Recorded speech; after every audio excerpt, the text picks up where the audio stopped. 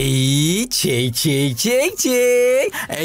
guys, welcome back to Cakra Diva Reinkarnasi dalam pembahasan alur cerita Renegade Immortal atau Shani episode ke-87. Seperti biasa kita review dulu pembahasan alur cerita episode sebelumnya, di mana huru-hara yang ditimbulkan Wang Ling membuat beberapa murid inti sekte pemunihan jiwa yang dipimpin oleh Wang Zhen melakukan pemeriksaan. Namun karena kultivasi mereka yang masih piik, Wang Zhen tidak dapat menemukan pelakunya. Malah membiarkan si pelaku ini memenangkan kompetisi halaman luar dan menjadi murid halaman dalam sekte pemunihan jiwa. Dengan kekuatannya yang sekarang telah mencapai ranah jiwa primordial alias jiwa baru atau Nascensol, Wang Ling pun berencana untuk menyerap kekuatan tambah Penaroh di bawah pegunungan untuk memulihkan jiwanya, tapi malah bertemu dengan sesosok binatang iblis ganas yang entah sedang melindungi apa di bawah pegunungan tersebut. Nah, di episode kali ini kita akan melihat bagaimana Wang Ling menemukan bahwa binatang iblis yang dia lihat sebenar-benarnya sedang menjaga bendera 10.000 jiwa, dan berhubung teknik penyegelan jiwa hanya dimiliki oleh sesepuh transformasi jiwa, Wang Ling pun dengan nekat berencana untuk menentang si sesepuh sekaligus mencari peruntungan untuk memulihkan jiwa primordialnya. Tanpa lama-lama langsung aja kita terobos. Oke, kita sekarang lihat dulu situasi di sekitar gua tempat Wang Ling melakukan retreat. Tiba-tiba saja menjadi sangat indah dan rapi dengan sebuah bangunan yang cukup megah berdiri di dekatnya. Ternyata bangunan itu didirikan oleh dua ciwi bekas tungku kultivasi yang masih ngebet ingin terus mengikuti Wang Ling demi mendapatkan perlindungan. Si adik pertungkuan yang bernama Liu Wei menunjukkan kekhawatirannya atas kemarahan Wang Ling kalau sampai pemuda itu mengetahui bahwa mereka melakukan sesuatu suka hati. Su Yun menenangkan adik persepetungkuannya, berkata bahwa tidak ada kultivator hebat yang membenci keindahan dan keteraturan seperti ini. Liu Wei manggut-manggut mendengar perkataan Su Yun karena tidak dipungkiri sejak mereka menyebarkan kabar tentang Qin Mu, jumlah fragmen jiwa yang mereka kumpulkan dalam beberapa bulan meningkat dengan sangat drastis. Tapi baru saja Su Yun hendak menambahkan pernyataannya, sebuah gulungan petir muncul dari celah kekosongan sebelum meludahkan seorang ahli dengan aura pekat yang mengaku bernama Guo Dongjian. Memang beberapa waktu belakangan setelah berita tentang Wang Ling menyebar, ada banyak ahli yang datang untuk menantangnya. Namun kali ini Su Yun dan Liu Wei tampak cukup khawatir karena berbeda dengan ahli kerucil sebelumnya. Guo Dongjian adalah seorang kultivator ranah jiwa primordial yang sudah termasuk jajaran murid OP di dalam sekte. Karena merasa dirinya OP, Guo Dongjian pun tidak ragu sama sekali ketika menyerang gua Wang Ling dan membuat si empunya gua mau tidak mau keluar dengan wajah kesal mengetahui bahwa memang ada yang salah dengan bagian luar goa.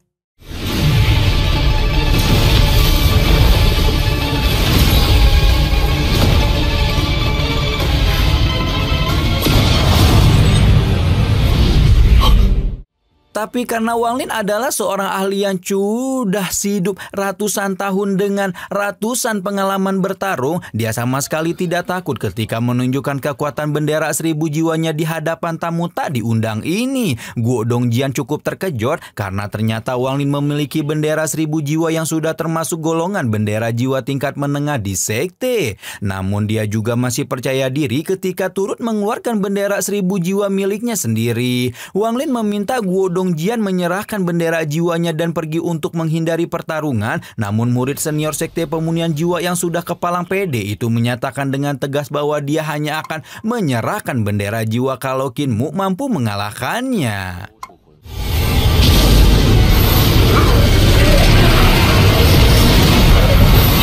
Tapi ternyata sikap percaya diri itu segera runtuh ketika Wang Ling memperlihatkan pusaran jiwa yang langsung menghisap semua fragmen jiwa Guo Dongjian yang menyerangnya. Pemandangan ini menjadi sesuatu yang membagongkan karena selama berada di sekte pemunihan jiwa, Guo Dongjian tahu bahwa Wang Ling adalah orang ketiga yang mampu menguasai teknik pusaran jiwa tersebut. Nah, untuk mengetahui cerita kenapa Wang Ling sampai bisa menguasai teknik pusaran jiwa, kita balik dulu yuk ke 3 bulan sebelumnya, tepat setelah Wang Ling dicegat dengan binatang iblis yang sudah lebih dulu berada di tengah tambang Penaroh untuk menjaga sesuatu yang entah apa.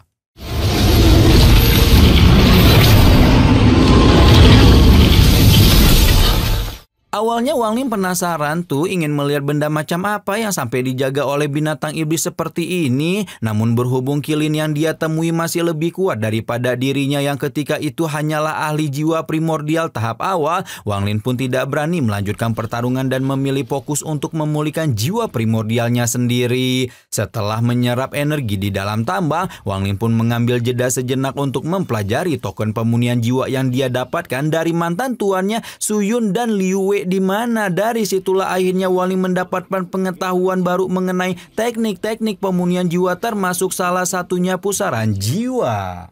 还是抢夺魂魄，无论是斗吸收大量魂玄，一旦施展，都具有极大优势。 Sebenarnya tidak semua orang bisa menguasai pusaran jiwa, bahkan ahli di ranah jiwa primordial pun hanya beberapa yang bisa mempelajarinya. Tapi mungkin karena Wang Lin dahulunya merupakan seorang pelahap jiwa, jadi menguasai teknik yang sedikit banyak memiliki kemiripan menjadi sesuatu yang lebih mudah. Guo Dongjian langsung mengakui kekalahannya, mengucapkan selamat karena Wang Lin telah menguasai pusaran jiwa dan memberikan informasi tentang token giok pemunihan jiwa yang dapat Wang Lin minta dari Tetua Agung Gunung Pemunihan Jiwa alias Su Jinsi. Wang Lin baru saja hendak memberikan pelajaran kepada Su Yun dan Liu Wei yang sudah bertingkah sesuka hati. Sebelum pelajaran itu harus dihentikan karena kemunculan Liu Mei yang secara tiba-tiba.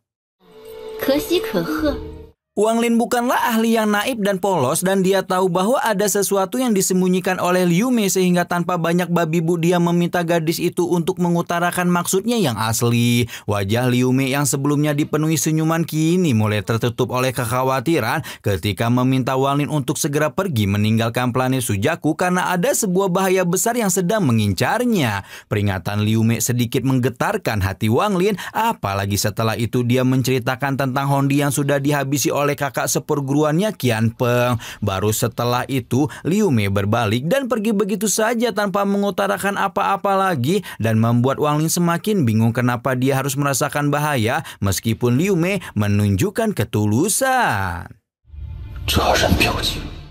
Nah, tepat ketika itulah Wang Lin yang mengalihkan perhatiannya kembali kepada Su Yun dan Liu Wei melihat sebuah keanehan di mana Su Yun yang sebelumnya tampak berani menunjukkan ekspresi takut, sementara Liu Wei yang sebelumnya tampak lemah justru menunjukkan ekspresi keras. Hal ini langsung membuat Wang Lin yakin bahwa alasan mengapa dia terus merasa bahaya di dekat Liu Mei adalah gadis itu sebenarnya sedang menyembunyikan sebuah niat jahat di balik kebaikan dan ketulusannya. Karena dua saudara pertungkuan itu sudah menyadarkannya, Wang Lin pun memutuskan untuk mengampuni mereka sebelum kembali masuk ke dalam goa dan melanjutkan kultivasi untuk memulihkan jiwa primordialnya di bawah tekanan pena spiritual.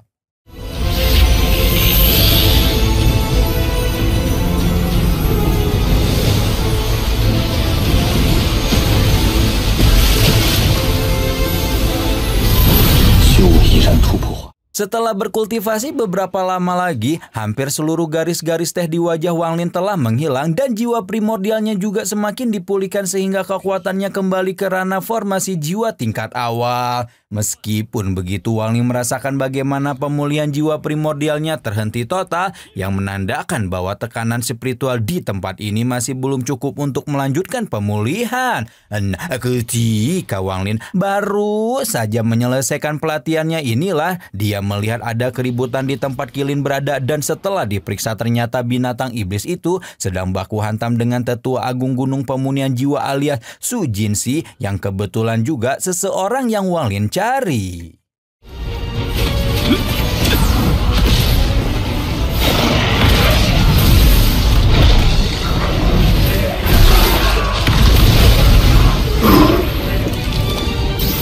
Ketika Qilin dan Su Jinsi bertarung, Wang Lin dapat melihat teknik ketiga dari token giok pemunihan jiwa, di mana teknik ketiga itu dapat melipat gandakan kekuatan dari bendera jiwa dalam sekejap mata. Dengan kekuatan bendera jiwa yang berlipat ganda itulah Su Jinsi berhasil menekan Qilin, namun sebelum si Qilin benar-benar ditaklukkan, muncul binatang iblis lain dari kedalaman pena roh yang menandakan bahwa ada lebih dari satu makhluk buas di tempat ini.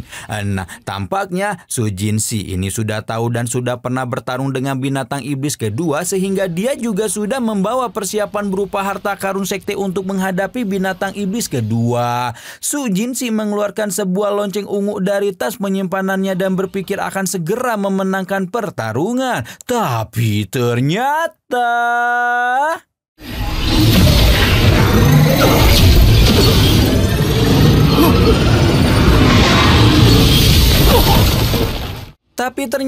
ternyata tidak semudah itu, Perguso. Karena binatang iblis yang disangka Su Jinsi hanya berjumlah 2 biji, sekarang malah nambah 1 lagi, hingga membuatnya berpikir bahwa mungkin masih ada binatang iblis keempat, kelima, dan seterusnya yang ternyata merupakan jiwa utama dari sebuah bendera jiwa yang terkubur di bawah pegunungan. Berpikir bahwa binatang-binatang iblis yang ada di tambang Penaro ini bukanlah sesuatu yang bisa dia atasi, Su Jinsi pun memutuskan untuk melarikan diri untuk menyelamatkan hidupnya. Namun sebelum Su Jinsi berhasil melarikan diri, ketiga jiwa utamanya itu melepaskan serangan beramai-ramai dan membuat sang tetua agung Gunung Pemunian Jiwa hanya bisa dihempaskan dengan putus asa.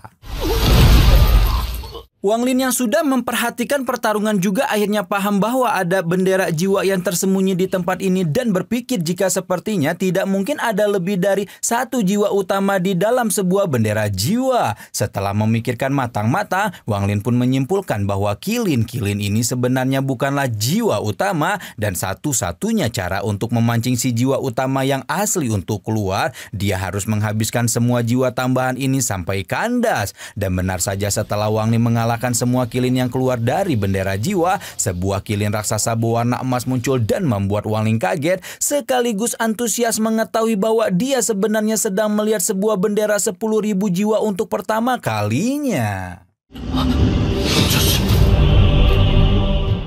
Mengetahui bahwa goa ini menyimpan harta yang luar biasa, Wang Lin pun semakin berambisi untuk mendapatkan bendera 10.000 jiwa dan satu-satunya cara untuk menaklukkan bendera itu adalah mengalahkan si kilin emas terlebih dahulu. Harus diakui bahwa kilin emas ini bisa menjadi lawannya cukup merepotkan karena kekuatannya dapat dibandingkan dengan ahli formasi jiwa tahap akhir. Namun Wang Lin memiliki begitu banyak harta karun yang memungkinkannya menutup kesenjangan kekuatan dengan kilin, dan lebih dari segala harta karun yang dia miliki, Wang Lin masih menyimpan kereta penembak bintang alias si banteng sebagai binatang iblis tandingan untuk mengalahkan kilin. Berbeda dengan biasanya, si banteng yang kalau keluar kudu ngamuk mulu ke Wang Lin sekarang tampak begitu bersemangat dan antusias seolah dia sudah menganggap kilin sebagai lawan yang harus dia kalahkan. Wang Lin jelas saja senang melihat ini dan memperingatkan si kilin bahwa apabila dia dengan kekuatan puncaknya, maka Wang Lin dan banteng jelas tidak akan bisa melakukan apa-apa. Sayangnya kilin sekarang hanyalah sisa jiwa yang tersegel di dalam bendera, dan oleh karena itulah kekuatan si banteng akan lebih dari cukup untuk menahannya. Nah, sementara banteng menahan pergerakan kilin, Wang Lin pun bergegas mendekati bendera jiwa dan tanpa pikir panjang langsung melakukan perjanjian darah dengan bendera tingkat tinggi tersebut. Tidak butuh waktu lama bagi Wang Lin untuk menyelesaikan perjanjian darah dengan bendera 10.000 jiwa, dan kilin yang sedang baku hantam dengan banteng pun langsung merasakan perubahan pada jiwanya selama Wang Lin melakukan perjanjian darah. Sementara banteng kembali ke kereta penembak bintang, perjanjian darah pun berakhir dan kilin sebagai jiwa utama bendera jiwa pun langsung menganggap Wang Lin sebagai tuannya. Ledakan kekuatan dahsyat meletus dari dalam tambang Penaro hingga menembus langit setelah Wang Lin mendapatkan penguasaan atas bendera 10.000 jiwa, dan cukup khawatir kalau letusan itu akan menarik perhatian para ahli formasi jiwa sekte. Karena itu Wang Lin tidak mau membuang waktu lebih lama dan bergegas mencari cara untuk menyempurnakan bendera jiwanya. Nah, sesuai informasi dari Gudong Jian, tablet giok pengekstraksi jiwa yang lengkap dibawa oleh seorang murid pegunungan pengekstraksi jiwa bernama Su Jinsi. Jadi yang tadi baku hantam kilin teh bukan Su Jinsi ya guys ya, udah bener dia adalah tetua agung Gunung Pemunian Jiwa tapi namanya Wu Daoqi. Wang Lin tanpa tedeng aling-aling meminta Su Jinsi untuk menyerahkan tablet pengekstraksi jiwa, dan Su Jinsi meskipun tahu bahwa Wang Lin lebih kuat darinya hanya tidak mau bersikap gampangan dan meminta pemuda itu untuk menukarkan tablet dengan 3.000 fragmen jiwa. Wang Lin mengerinyitkan dahinya sebelum mengeluarkan bendera jiwa yang membuat Su Jinsi siap sedia baku hantam. Namun ternyata Wang Lin mengeluarkan bendera jiwa untuk memberikan 3.000 fragmen jiwa sesuai apa yang Su Jinsi minta. Baru setelah melakukan transaksi ini, Su Jinsi mengetahui bahwa pemuda di hadapannya ini tidak lain adalah murid baru viral yang bernama Kinmu dan bertanya apakah si murid viral itu juga hendak mencari token giok penyegelan jiwa. Begitu Wang Lin mengangguk, Su Jinsi menjelaskan bahwa token giok penyegelan jiwa tidak ada di gunung terakhir karena teknik tersebut hanya boleh dipelajari oleh ahli transformasi jiwa sekte, yang mengartikan bahwa hanya ada 2 leluhur sekte penyegelan jiwa yang ada di cincin merah yang memilikinya. Wang Lin mengangguk paham mendengar penjelasan Su Jinsi dan tanpa mau membuang lebih banyak waktu, Wang Lin pun bergegas mendekati ke 11 cincin di gunung utama untuk menantang 2 leluhur transformasi jiwa karena kebetulan dia juga membutuhkan tekanan spiritual kuat milik ahli transformasi jiwa untuk memulihkan jiwa primordialnya. Dian, sumpah ini Wang Lin gak ada takut-takutnya ya guys. Saya main terobos kui aja nih. Jangan-jangan nih Wang Lin nih anggota sekte Cakradiva nih, dia main terobos aja lah kuy.